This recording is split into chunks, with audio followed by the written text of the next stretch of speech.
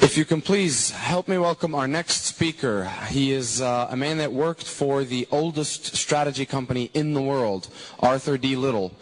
After working there, he later on started his own strategic execution company called the Performance Factory. And recently his book was on practically all the bestseller lists around the world, in the US, the UK. And currently he's one of the most sought-after presenters and speakers in the world. He recently spoke in China, in Vancouver, and now here in Cairo. And as a personal aside, let me just add this. His book is not only a phenomenally well-written book, full of information, full of knowledge, but is also one of the few books about management and strategy that I found that were very, very, very, very delightful to read. Please help me welcome Mr. Jeroen De Flander.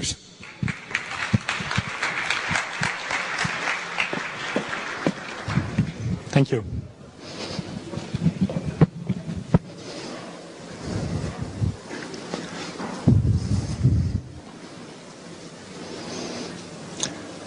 Good morning, everyone. You have heard three great speakers talk about what you should do in your organization, what the choices, sometimes difficult, are you need to make in order to create a sustainable competitive advantage. The key question now is how to implement this. And that will be the topic I will be talking to you over the next sessions. Before I jump into the content, let me just give you a brief overview of the program that we are going to tackle. I chose to call it a journey across time. We are going to start, as you see, in 1990. The second step is we are going to look at where is the strategy execution thinking today, what it could mean, and what are the typical pitfalls companies make.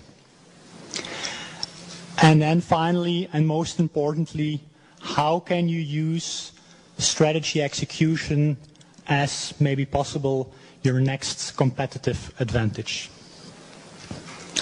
I know I'm pretty much the only thing that stands between you and a nice lunch. And you had a very interesting speaker, so I will make sure I stick to the timing. And I hope I will be able to cover 1990 and 2010 before we break for lunch. And afterwards we will start building on what we know from the past and the present to see how we can make sure that the future will make a difference when you look at strategy execution. So, let's jump in our time machine and go back 20 years and end up in 1990.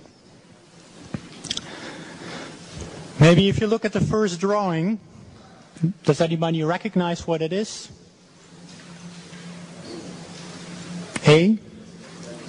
A balanced scorecard, indeed.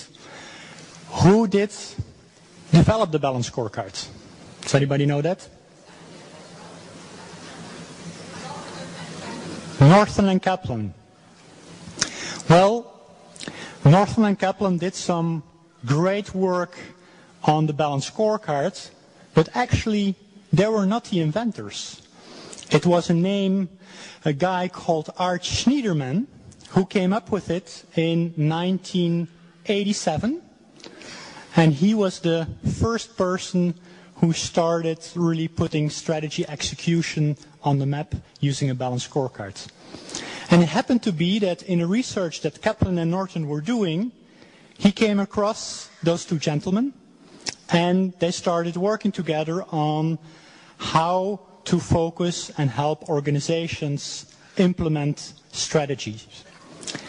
And the first thing that was really communicated to the world that you could read was an article in Harvard Business Review. I think it was in 1992, where strategy execution was first put on the map by Kaplan and Norton. So if we look at strategy execution as a topic, and I won't bore you with a definition, but it is crucial to know that as an activity, while it might have been around for much longer than 1990, it was only since the beginning of the 90s that companies started to realize that strategy execution could make a difference for an organization. And it was thanks to Kaplan and Norton who took that idea and said, well, yes, you need a great strategy, but you also need execution. Maybe you've heard of the book from Jim Collins, Good to Great. And one of the quotes he says in his book is that a strategy is 1% inspiration and 99% transpiration.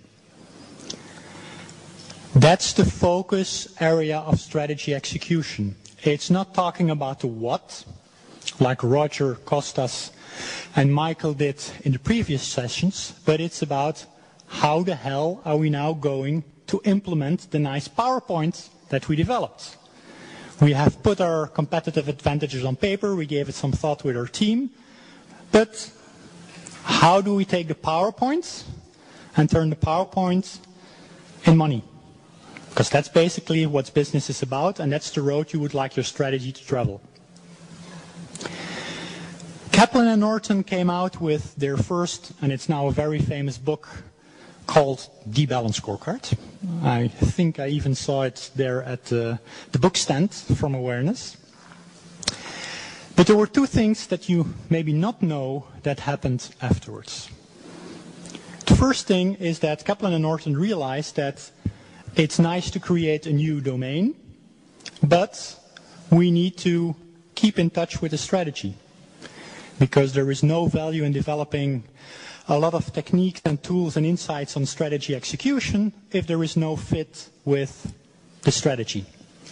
So they grow towards how can we now use the balanced scorecard as an instrument to cascade the strategy.